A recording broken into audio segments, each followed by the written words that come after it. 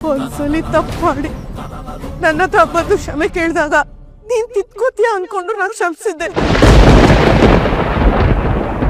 ಆದ್ರೆ ಇದೇ ನಿನ್ ಚಾಳೆ ಅಂತ ನನಗ್ ಗೊತ್ತಿರ್ಲಿಲ್ಲ.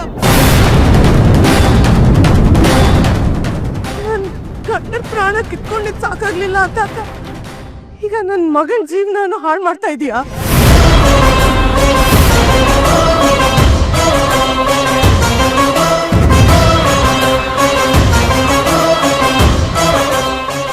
ಅಮ್ಮ, ಏನ್ ಹೇಳ್ತಿದ್ದೀರಾ ನೀವು?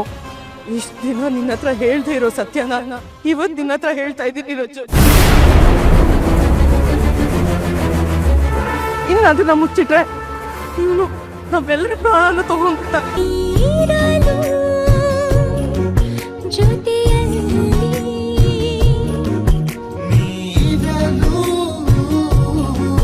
ಜೊತೆಯಲ್ಲಿ